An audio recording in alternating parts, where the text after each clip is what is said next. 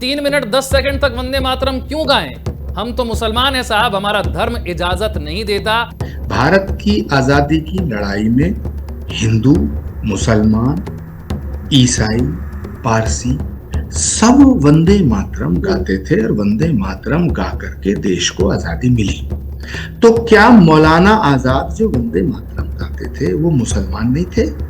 विशाल जी, जो कोई ये कहता है कि मैं वंदे मातरम इसलिए नहीं गाऊंगा क्योंकि मेरा धर्म इसकी इजाजत नहीं देता, तो मैं उसे चुनौती देना चाहता हूं। और ये मैं बहुत बड़ा स्टेटमेंट आपके टेलीविजन में दे रहा हूं, बहुत बड़ा। हो सकता है इसके बाद मेरा बहुत विरोध हो कि इस्लाम कहता है कि माँ के कदमों में जन्नत है। तो जो इस्लाम माँ के कदमों में जन्नत बताता है, वो इस्लाम माँ को जन्म देने वाली मादरे वतन की तौहीन की इजाजत कैसे दे सकता है? मुझे लगता है कि वो या तो मुसलमान नहीं है या जान करके कोई सियासी खेल खेल रहे हैं। भारत के मुसलमानों का बाबर से क्या नाता है? ये बाबरी वाला प्रयोग क्यों किया जा रहा है अब भारत में? जो लोग बाबर को अपना आइडियल मानते हैं, जो लोग मोहम्मद गौरी और महमूद गजनबी को अपना आइडियल मानते हैं, जो तैमूर लंग को अपना आइडियल मानते हैं, ये वो लोग हैं जो हिंदुस्तान को तोड़ना चाहते हैं। हिंदुस्तान के जितने मुसलमान हैं उनमें 90% से ज्यादा वो मुस्लिम बहन भाई हैं जिनके पूर्वज हिंदू थे। सनातन में जो डिवीजन है, ये सबसे बड़ा खतरा है इस देश के लिए। हम सोच रहे हैं कि हमने 500 साल के संघर्ष के बाद राम मंदिर बना दिया, हम कल्कि धाम बना रहे हैं। मंदिर तभी टूटे जब बने हुए थे। गलतफहमी के शिकार ना रहे ये सारे देश के। और अब खास चर्चा के लिए हमारे साथ कल्कि धाम के पीठाधीश्वर आचार्य प्रमोद कृष्णम जी जुड़ रहे हैं। आचार्य जी, बहुत बहुत स्वागत है आपका। आचार्य जी, आपसे बातचीत होती है तो लगता है राजनीति से जुड़े मुद्दे हों, अध्यात्म से जुड़े मुद्दे हों, देशभक्ति से जुड़े हुए मुद्दे हों, उन सभी मुद्दों पर चर्चा की जाए। और संसद का बजट सत्र का जो पहला हिस्सा है, जब यह चल रहा था, कई सारे विवाद सामने आए। उनमें से एक विवाद वंदे मातरम को लेकर था। शायद ही दुनिया में ऐसा कोई देश होगा आचार्य जी, जिस देश के लोग अपने राष्ट्रगान या अपने राष्ट्रगीत का ही विरोध करते होंगे और विरोध में खड़े हो जाते होंगे। लेकिन भारत में ऐसा हो सकता है, भारत की राजनीति में ऐसा भी हो सकता है कि वंदे मातरम का ही विरोध शुरू हो जाए और लोग सवाल पूछने लगे कि 6 छंद क्यों गाएं, 3 मिनट 10 सेकंड तक वंदे मातरम क्यों गाएं? हम तो मुसलमान हैं साहब, हमारा धर्म इजाजत नहीं देता। हैरानी तब होती है जब राजनीतिक दल भी खड़े हो जाते हैं कि साहब बिल्कुल ठीक कह रहे हैं आप, संविधान में कहीं नहीं लिखा कि वंदे मातरम गाना जरूरी है, मत गाइए। और देखिए कालरा जी, ये देश का दुर्भाग्य है कि भारत 1000 साल तक गुलाम रहा। और भारत 1000 साल तक जब गुलाम रहा तो उन लोगों ने हुकूमत की जो इस देश को बर्बाद करना चाहते थे, लूटना चाहते थे और इस देश की संस्कृति, सभ्यता और संस्कारों को खत्म करना चाहते थे। उन्हें ऐसा लगता था कि जैसे भारत को अगर डिवाइड करना है, भारत को खंड खंड करना है, भारत को विभाजित करना है या भारत को तोड़ना है, तो भारत की शक्ति को तोड़ना पड़ेगा, भारत की शक्ति को विभाजित करना पड़ेगा। और भारत की शक्ति क्या है? भारत की शक्ति थी सनातन। भारत की शक्ति थी हमारे जो वेद हैं, पुराण हैं, उपनिषद हैं, और वो हमें बताते हैं कि जननी जन्मभूमि स्वर्गादपि गर्यसी। भगवान राम ने कहा कि जननी और जन्मभूमि की जो महत्ता और जो विशेषता भगवान राम ने बताई, तो उसके आधार पर मातृभूमि को वंदना करना ये हमारा प्रथम कर्तव्य हुआ। अब सवाल इस बात का है कि वंदे मातरम यानी मातृभूमि की वंदना, तो पहला सवाल तो ये उठता है कि मातृभूमि कोई महिला नहीं है, मातृभूमि का कोई फिजिकली प्रेजेंस नहीं है। तो वंदना, अब कुछ लोग कह रहे हैं कि साहब हम मातृभूमि की वंदना नहीं कर सकते क्योंकि हम अल्लाह ताला की वंदना करते हैं, इबादत करते हैं। वंदना करना, पूजा करना, प्रार्थना, आराधना, अनुष्ठान, इबादत, प्रेयर, ये सब अलग शब्द हैं और इनके अलग मायने हैं। तो मातृभूमि वंदनीय है ये हम मानते हैं क्योंकि हम ऐसा मानते हैं कि माँ जो है उसकी वंदना करना चाहिए, और भारत को हम भारत माता कहते हैं। तो जब हम अपनी माँ को की वंदना करते हैं तो भारत माँ जिसने हमारी माँ को भी पैदा किया है, हम्म। हम अपनी माँ के पांव छूते हैं, अपनी माँ के चरण स्पर्श करते हैं, लेकिन जिस माँ को भारत माता ने पैदा किया है, जिस मिट्टी ने पैदा किया है, तो वो माँ की भी माँ है। इसलिए मातृभूमि की वंदना होनी चाहिए। और मातृभूमि की वंदना करने के लिए तमाम ऋषि मुनियों ने, तमाम स्वतंत्रता संग्राम सेनानियों ने प्रेरित किया। भारत की आजादी की लड़ाई में हिंदू, मुसलमान, ईसाई, पारसी सब वंदे मातरम गाते थे और वंदे मातरम गा करके देश को आजादी मिली। तो क्या मौलाना आजाद जो वंदे मातरम गाते थे वो मुसलमान नहीं थे? क्या अशफाकुल्ला खान ने भरी जवानी में जब फांसी के फंदे को चूमा, फांसी के फंदे पर लटकाए गए अशफाकुल्ला खान, तो क्या वंदे मातरम उन्होंने गा करके फांसी के फंदे को चूमा? तो क्या उनसे बड़ा कोई मुसलमान है? वीर अब्दुल हमीद जब पाकिस्तान से लड़ाई हुई तो उन्होंने कितने टैंक तोड़ने के लिए बमों को अपनी बॉडी से बांध करके शहीद हो गए और पाकिस्तान के टैंक तोड़े तोड़े। वो वंदे मातरम का नारा लगाते थे। तो जो भी व्यक्ति ये कहता है कि साहब मैं मुसलमान हूं, और मैं कालरा जी इसको साफ साफ करना चाहता हूं क्योंकि मैं बहुत ही स्पष्ट बात करने के लिए बदनाम हूं। विशाल जी, जो कोई ये कहता है कि मैं वंदे मातरम इसलिए नहीं गाऊंगा क्योंकि मेरा धर्म इसकी इजाजत नहीं देता, तो मैं उसे चुनौती देना चाहता हूं, चुनौती देना चाहता हूं। और चुनौती यह है कि जो शख्स ये कहता है कि मैं हिंदुस्तान की सरजमी पर पैदा हुआ हूं और हिंदुस्तान की मिट्टी में मिल जाऊंगा, वो हिंदुस्तानी है। और जो हिंदुस्तानी है उसे इस मातृभूमि की वंदना करने में कोई गुरेज नहीं होगा। लेकिन लेकिन जो पैदा हिंदुस्तान में हुआ है और उसके दिल में पाकिस्तान धड़क रहा है, उसे जरूर वंदे मातरम से प्रॉब्लम होगी, क्योंकि वंदे मातरम से प्रॉब्लम सिर्फ औरंगजेब, तैमूरलंग, बाबर, सिकंदर लोधी और जिन्ना के वंशजों को हो सकती है। हिंदुस्तान के मुसलमान को वंदे मातरम से प्रॉब्लम नहीं हो सकती है, क्योंकि इस्लाम कहता है कि मां के कदमों में जन्नत है। और ये मैं बहुत बड़ा स्टेटमेंट आपके टेलीविजन पे दे रहा हूं, बहुत बड़ा। हो सकता है इसके बाद मेरा बहुत विरोध हो, लेकिन लेकिन मुझे ये बात कहनी है, in the interest of nation कहनी है। और वो बात ये है कि इस्लाम कहता है कि मां के कदमों में जन्नत है। तो जो इस्लाम मां के कदमों में जन्नत बताता है, जो इस्लाम मां के कदमों में जन्नत बता रहा है, वो इस्लाम मां को जन्म देने वाली मादरे वतन की तौहीन की इजाजत कैसे दे सकता है? वेरी बिग क्वेश्चन, बहुत बड़ा सवाल है। तो जो लोग वंदे मातरम का विरोध कर रहे हैं, मुझे लगता है कि वो या तो मुसलमान नहीं है, या तो मुसलमान नहीं है, या जान करके कोई सियासी खेल खेल रहे हैं। क्योंकि अगर कोई मुसलमान सच्चा मुसलमान है, वो इस्लाम को फॉलो करता है, और जो इस्लाम को फॉलो करता है वो ये जरूर समझता होगा कि इस्लाम कहता है माँ के कदमों में जन्नत है। तो जो इस्लाम माँ के कदमों में जन्नत बताता है, हम्म।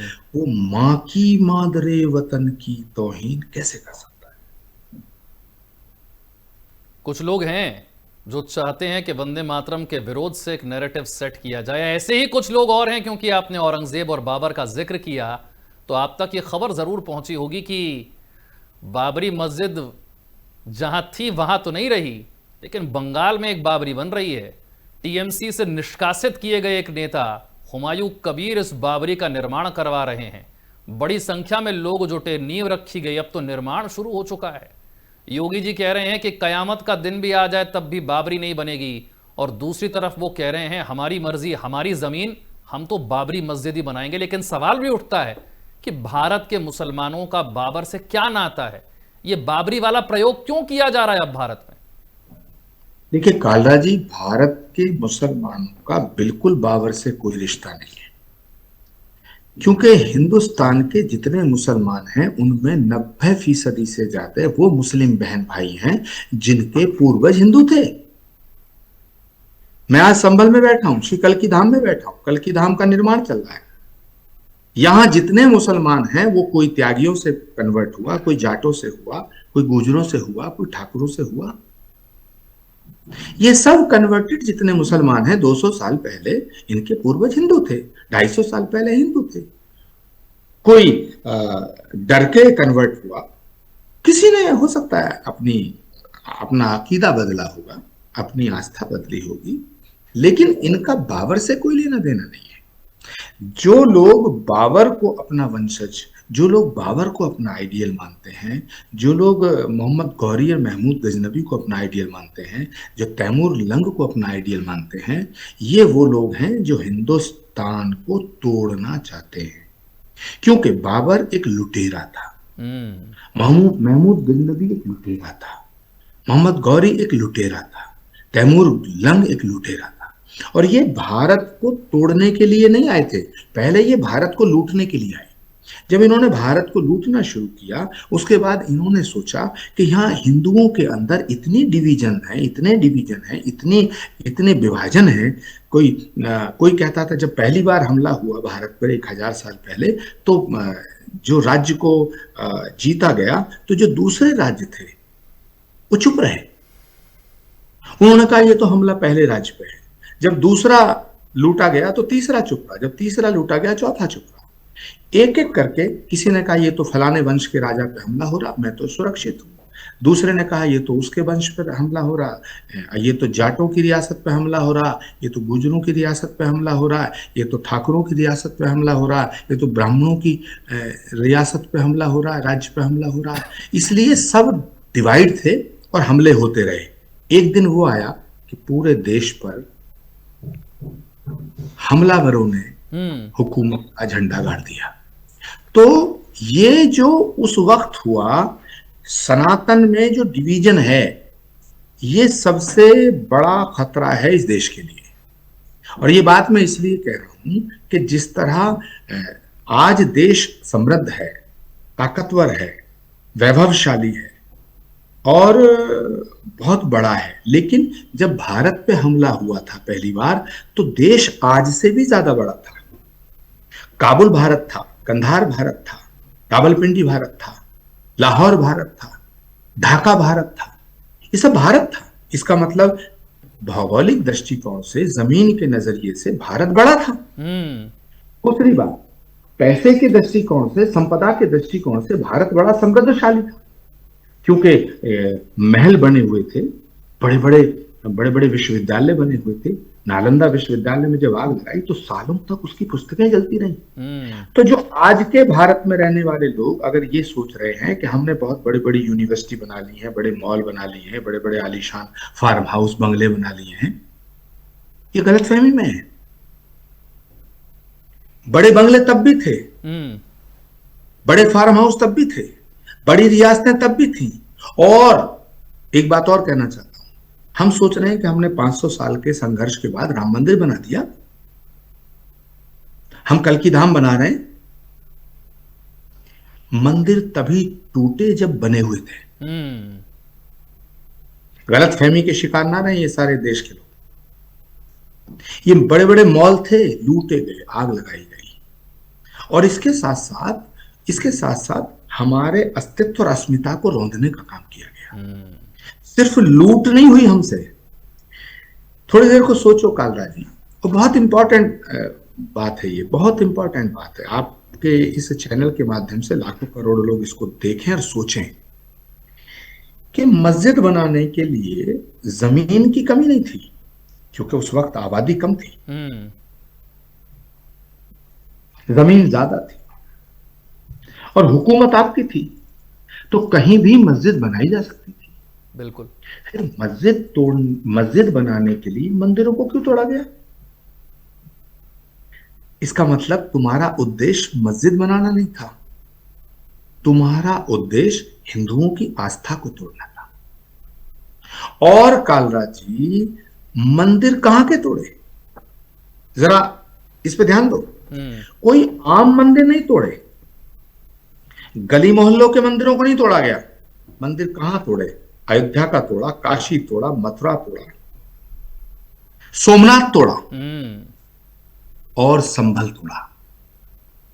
अब जरा सोचो कि ये क्यों तोड़े? सोमनाथ तोड़ा, काशी तोड़ा, मथुरा तोड़ा, अयोध्या तोड़ा।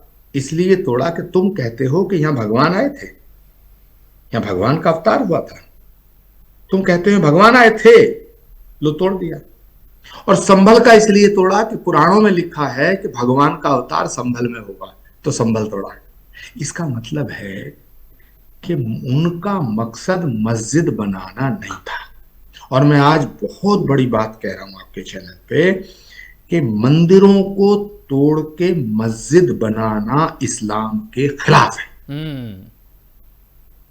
इस्लाम की स्टडी जिन्होंने की है, इस्लाम की स्टडी आप करिएगा, उसमें आपको मिलेगा कि जिस जगह पर टेंशन हो, फितना हो, एक वर्ड यूज किया गया, फितना, यानी कि डिस्प्यूट। यदि कोई डिस्प्यूटेड लैंड है तो उस पर आप मस्जिद नहीं बनाएंगे, वो कबूल नहीं है। इस्लाम ये कहता है। तो मैं ये कहना चाहता हूं कि बाबर, चंगेज खां, तैमूर लंग, सिकंदर लोधी, औरंगजेब या महमूद गजनबी और गौरी, इन लोगों ने हिंदुओं की आस्था को रौंदने का काम किया, एक बात। और इन्होंने इस्लाम की बात नहीं की है, इन्होंने इस्लाम के खिलाफ फैसले लिए। अपनी बादशाहत की धमक जताने के लिए इन्होंने गुनाह किया। तो जो लोग 500 साल, 700 साल, 800 साल पहले जिन्होंने गुनाह किया, वो गुनाहगार हैं, लेकिन वो लोग भी गुनाहगार हैं जो आज अपने आप को इन गुनाहगारों से जोड़ते हैं।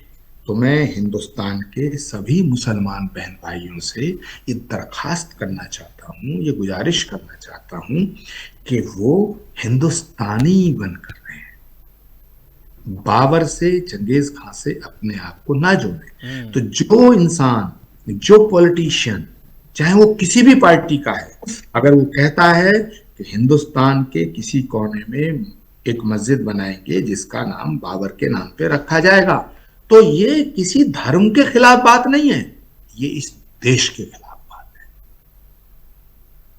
बहुत बड़ी बात आपने कही, और आपने हिंदुओं के बटे होने की बात कही, सनातन को हो रहे नुकसान की बात कही।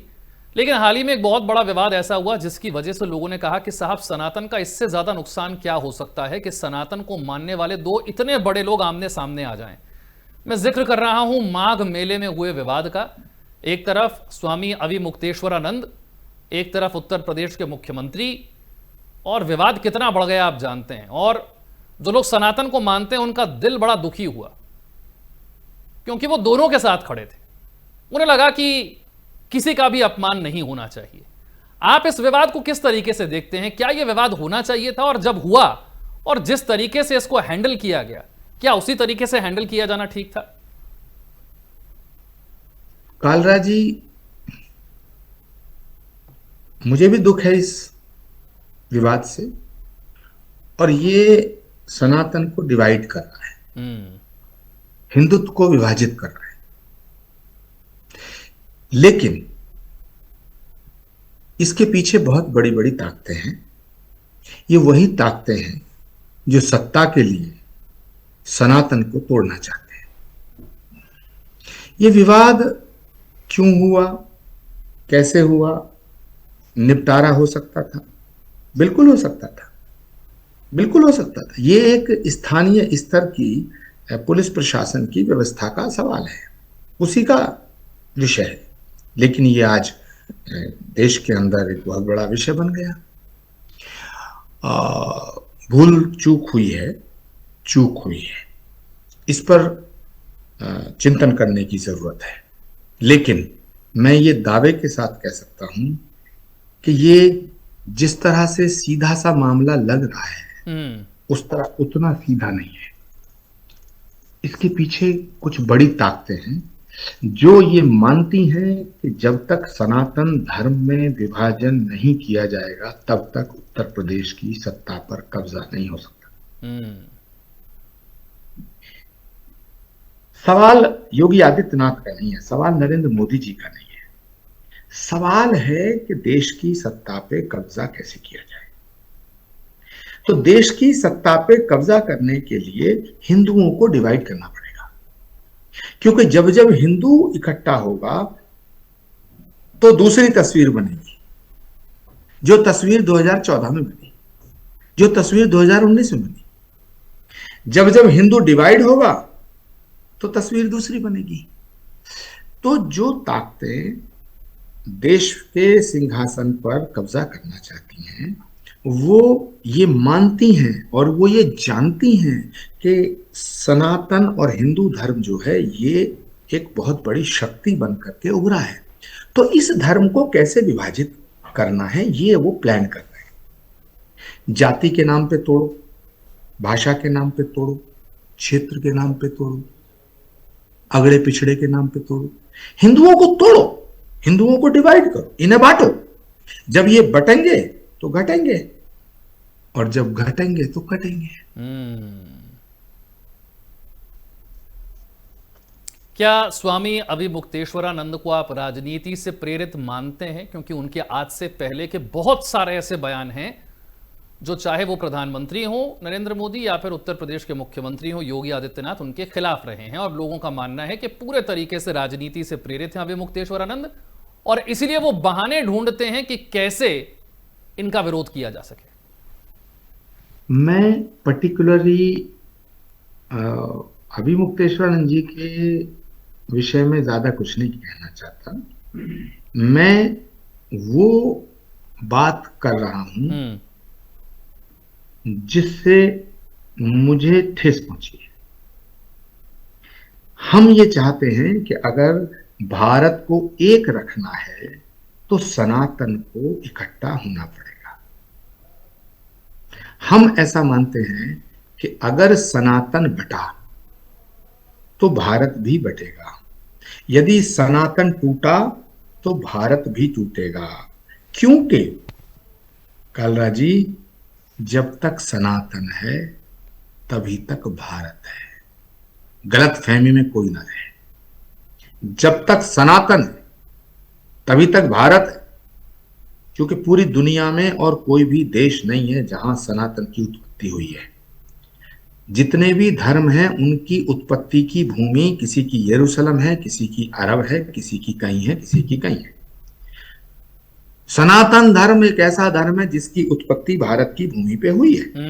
तो जिसकी उत्पत्ति जहां होती है उससे उसका लगाव ज्यादा होता है,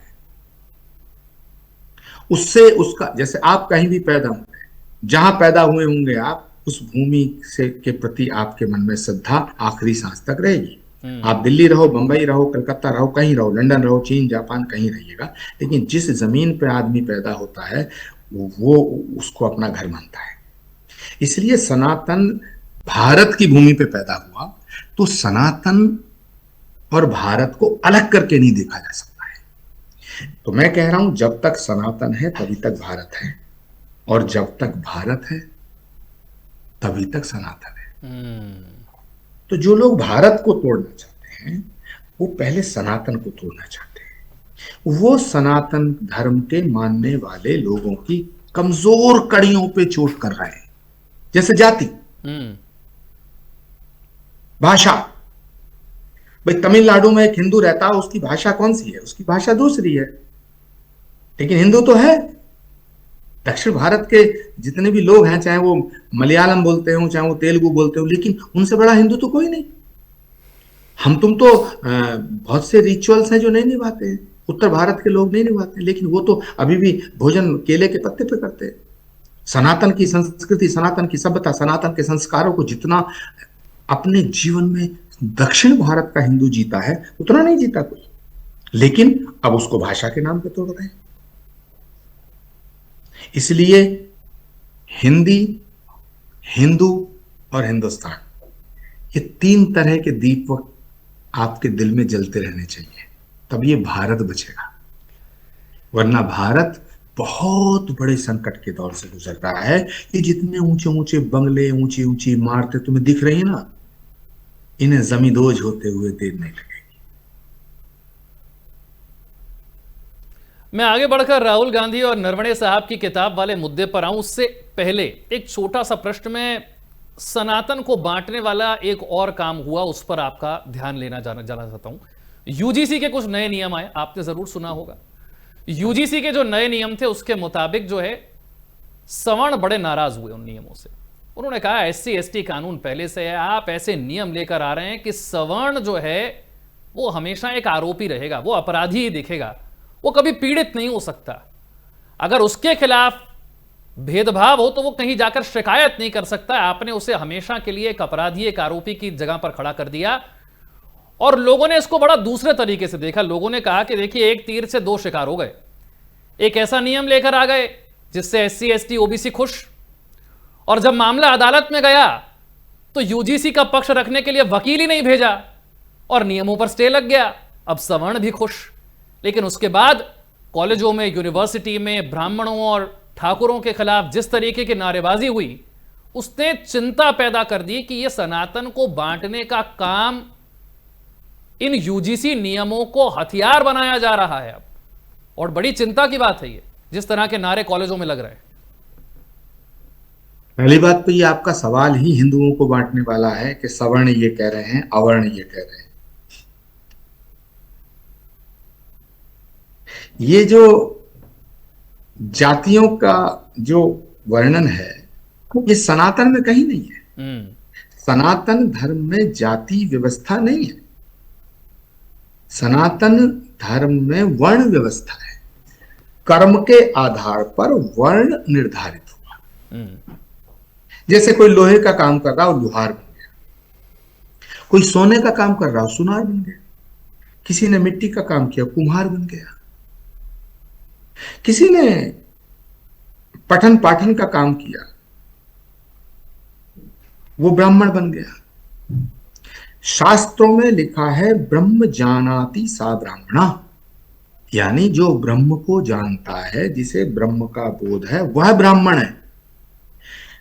किसी पंडित जी के घर में अगर कोई व्यक्ति बेवकूफ पैदा हो जाए, गधा पैदा हो जाए, उसे ब्राह्मण नहीं कहेंगे। और किसी शूद्र के घर में यदि कोई विद्वान पैदा हो जाए, उसे शूद्र नहीं कहेंगे। किसी वैश्य के घर में, बनिए के घर में अगर कोई बहादुर व्यक्ति पैदा हो जाए तो उसे बनिया नहीं कहा जाएगा, उसे छत्री कहा जाएगा। और किसी छत्री के घर में कोई व्यापारी पैदा हो जाए, व्यापार करे, दुकान चलाए, उसे छत्री नहीं कहा जा सकता, उसे बनिया कहा जाएगा। अब आप कहोगे कि ये कहां का लॉजिक आप दे रहे हो? मैं आपको उदाहरण देना चाहता हूं। अगर सनातन धर्म में जाति व्यवस्था होती तो वाल्मीकि को महर्षि न कहा जाता, रविदास जी को संत शिरोमणि न कहा जाता,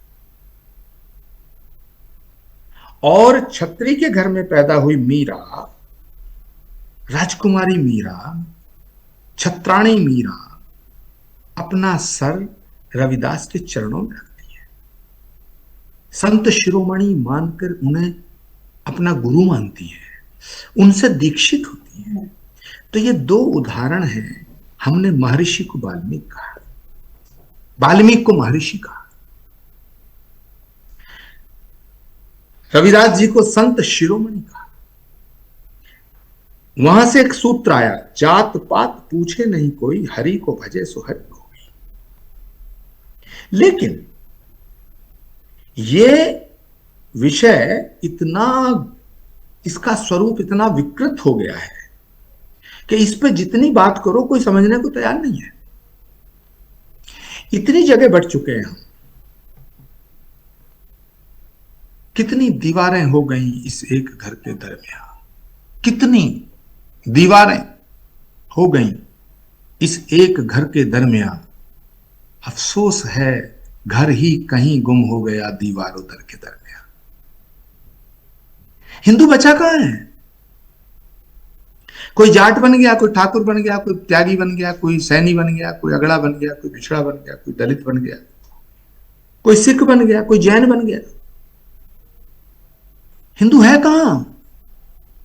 कालरा जी, आप कालरा बन गए। कोई चड्डा बन गया, कोई वालियान बन गया, कोई सिरोही बन गया,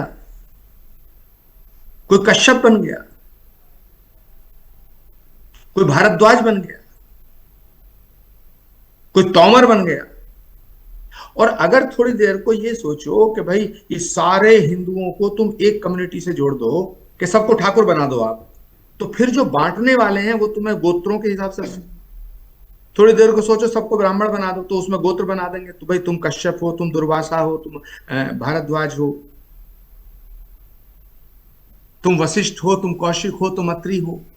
और थोड़ी देर को सोचो कि तुम्हें सबको शेड्यूल कास्ट में मतलब शूद्र बना दिया गया, तो भी तुम्हें बांटेंगे। तुम पासी हो, तुम कुशवाहा हो, तुम मौर्य हो, तुम फलाने हो, उनका लेना देना इस बात से है ही नहीं भाई।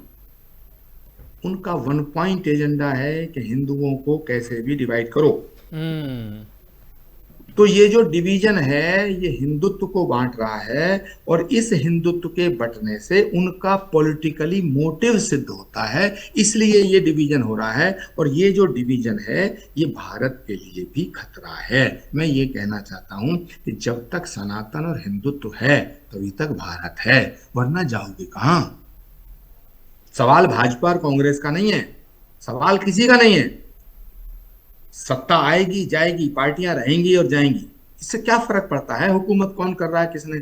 ये बताओ मुझे, 11 साल से इस देश में भाजपा की हुकूमत है, क्या एक भी मुसलमान पाकिस्तान गया? क्या एक भी मुसलमान का कोई हक मारा गया? क्या देश के प्रधानमंत्री ने कोई योजना ये घोषित करते वक्त ये कहा कि ये योजना सिर्फ हिंदुओं के लिए है? तो हुकूमत 11 साल से इनकी है, 60 साल से उनकी थी, क्या फर्क पड़ गया? लेकिन फर्क पड़ रहा है। ये बड़ा गंभीर विषय है। धीरे धीरे धीरे धीरे धीरे धीरे धीरे धीरे इस सनातन के टुकड़े करो तो 100 साल बाद, 200 साल बाद, 250 साल बाद, 300 साल बाद फिर उसी मकाम पे आपको ले जाएंगे जब भारत गुलाम हुआ था। जो संत महात्मा इस बात को नहीं समझ रहे हैं वो दुर्भाग्यपूर्ण है। भारत के संतों को चिंतन करना चाहिए कि यहां जात पात पूछे नहीं कोई, हरि को भजे सो हरि को। अभी जाटों पे हमला है तो ठाकुर चुप हो जाएंगे, यार ये तो जाट पिट रहे हैं। अगर ठाकुर पिट रहे हैं तो जाट बड़े खुश होंगे, यार ये तो ठाकुर पिट रहे हैं। ब्राह्मणों की बात हो रही है तो ठाकुर बड़ा मौज कर रहा है, भाई ये तो ब्राह्मण पिट रहे हैं। ब्राह्मण पिट रहे हैं तो दलित खुश है, दलित पिट रहे हैं तो ब्राह्मण खुश हैं। ये दुर्भाग्यपूर्ण है। सनातन को लेकर आपने आज मेरे बहुत अहम बातें कही हैं। कालरा जी, उसके कत्ल पे मैं भी चुप था। हिंदुओं की हालत पता कैसी है? हिंदुओं की हालत ऐसी है, उसके कत्ल पे मैं भी चुप था, मेरा नंबर अब आया। उसके कत्ल पे मैं भी चुप था, मेरा नंबर अब आया। मेरे कत्ल पे तुम भी चुप हो, अगला नंबर आपका है। बिल्कुल ठीक कहा आपने, और ये होते हुए हम देख रहे हैं। चर्चा के आखिरी हिस्से में हम हैं और मैं बात करूंगा राहुल गांधी की। भारत की सिक्योरिटी से जुड़े हुए एक मसले की, और पूर्व सेना चीफ नरवणे साहब की एक किताब की, जिसके बारे में कांग्रेस पार्टी कहती है कि पब्लिश हो चुकी है, लेकिन बुक छापने वाली कंपनी पेंगुइन कहती है कि यह बुक पब्लिश नहीं हुई है, इसे क्लियरेंस मिली ही नहीं थी। लेकिन उस किताब में ऐसा कुछ लिखा गया है जिसके आधार पर राहुल गांधी यह आरोप लगा रहे हैं कि साहब, जब चीन के टैंक आगे बढ़ रहे थे तो प्रधानमंत्री ने आर्मी चीफ को यह कह दिया कि जो उचित समझो वो करो, और बड़ा विवाद हो गया बजट सत्र के पहले हिस्से में, आपने देखा। जी, पहली बात तो मैंने वो किताब नहीं पढ़ी। दूसरी बात यह है कि वो किताब छप चुकी है नहीं छप चुकी, मुझे इससे कोई लेना देना नहीं। लेकिन अगर जो बात आप कह रहे हैं उस किताब में ये लिखा है कि जब चीन आगे बढ़ रहा था तो दिल्ली ने ये कहा कि जो उचित लगे वो करो, तो इसका मतलब तो दिल्ली ने फ्री हैंड दे दिया आर्मी को। ये तो अच्छी बात है। अब मैं यहां बैठा हूं, आपके घर में जो गेट पे गार्ड है, कोई हमला करे कट्टा तमंचा लेकर, वो आपको बजर दे के पूछे कि मैं क्या करूं, तो ये तो गलती उस गार्ड की है ना। उसे तो अधिकार दे रखा है कि कोई हमला कर रहा है तो उसका जवाब दे।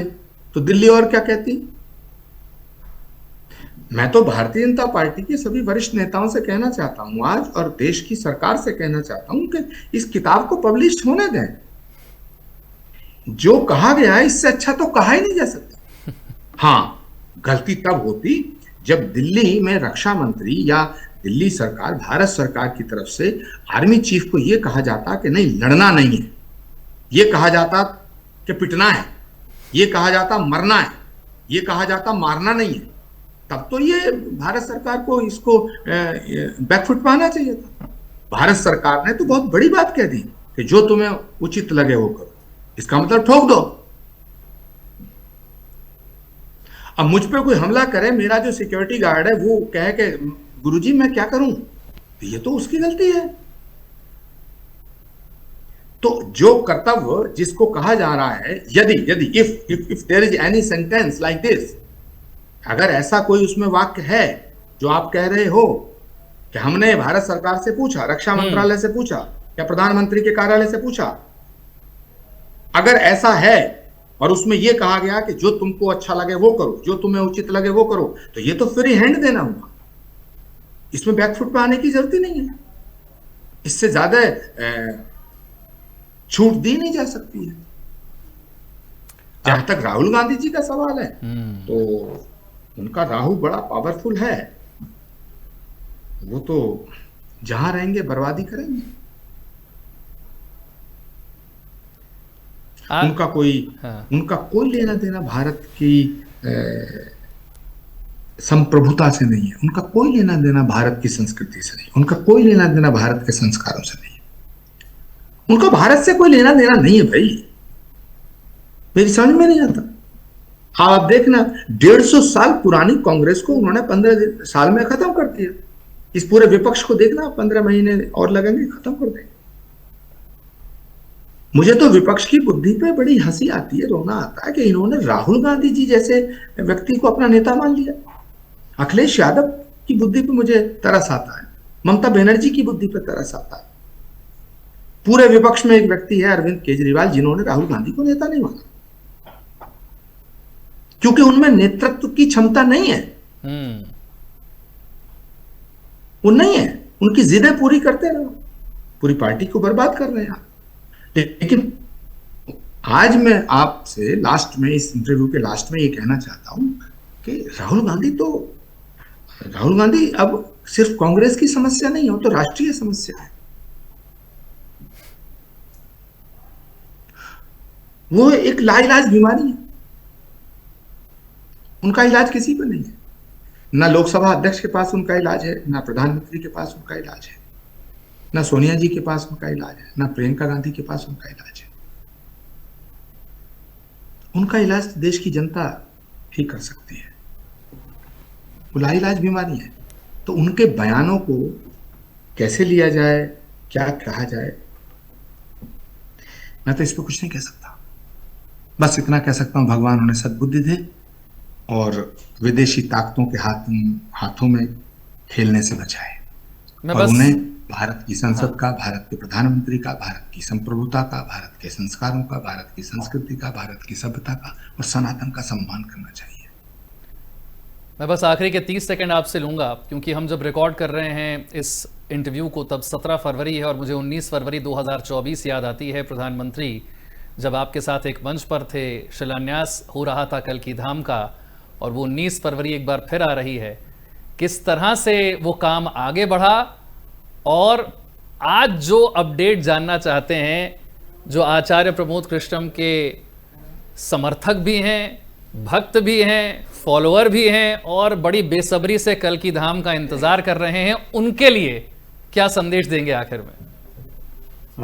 19 फरवरी 2024 को भारत के यशस्वी प्रधानमंत्री जी ने श्री कल्की धाम आकर के भूमि पूजन किया था और श्री कल्की धाम के मंदिर की आधारशिला रखी थी। तो हमने ये फैसला लिया कि हर वर्ष, प्रत्येक वर्ष 19 फरवरी को श्री कल्की धाम के स्थापना दिवस के रूप में उसको मनाया जाएगा। तो 19 फरवरी परसों है, आप आइए, पूरा दिन उत्सव मनेगा और श्री कल्की धाम का निर्माण बहुत तेजी से चल रहा है। हम कोशिश कर रहे हैं कि अगले 3-4 सालों में श्री कल्की धाम के निर्माण को पूर्ण कर लें। श्री कल्की धाम एक बहुत बड़ा संकल्प है, भारत के नहीं पूरे विश्व के सनातनियों के लिए ये बड़े गौरव का क्षण है, जहां भगवान के होने वाले अवतार का धाम भगवान के अवतार से पहले स्थापित हुआ है। मैं आपसे भी गुजारिश करूंगा, प्रार्थना करूंगा आपके इस चैनल के माध्यम से कि पूरे देश के तमाम लोगों को घर घर में भगवान कल्की का सुमिरन करना चाहिए। 19 फरवरी को घर घर में जय कल्की जय जगतपते पद्मापत जय रमापते, क्योंकि कलयुग में कली काले कल्की शरणम, कलयुग में भगवान का अंतिम अवतार जो होगा तो वो सिर्फ हिंदुओं के लिए नहीं है, वो पूरे सनातन के लिए है, वो पूरे विश्व के लिए, पूरे ब्रह्मांड के लिए, वो इस सृष्टि का अंतिम अवतार है। और अंतिम अवतार होने से पहले भारत के यशस्वी प्रधानमंत्री जी ने आधारशिला रखी ऐसे धाम की। तो मैं चाहूंगा कि घर घर कल्की, हर हर कल्की होना चाहिए, हर हर कल्की, घर घर कल्की। और 19 फरवरी स्थापना दिवस है, भगवान कल्की का सुमिरन करें। जय कल्की जय जगतपते पद्मापत जय रमापते, इस संकीर्तन से भगवान कल्की की आराधना की जा सकती है। और मैं चाहूँगा कि सभी इस उत्सव में हमारे साथ सम्मिलित हों। और आपसे विशेष रूप से मेरी प्रार्थना है, आप और आपका टेलीविज़न की टीम सभी कल्की धाम आमंत्रित हैं 19 फरवरी को इस उत्सव में। हम होली का समय भी आ रहा है, फूलों की होली भी खेलेंगे, एक दूसरे के सुख दुख को बांटेंगे और इस कल्की धाम की स्थापना दिवस को भव्य और दिव्य तरीके से सभी संत महात्माओं के आशीर्वाद से मनाएंगे। इस न्योते के लिए बहुत बहुत शुक्रिया और बहुत सारी शुभकामनाएं आपको कल्की धाम के लिए, और बहुत शुक्रिया आपने हमारे लिए एक बार फिर से वक्त निकाला और बातचीत की। छोटा सा ब्रेक।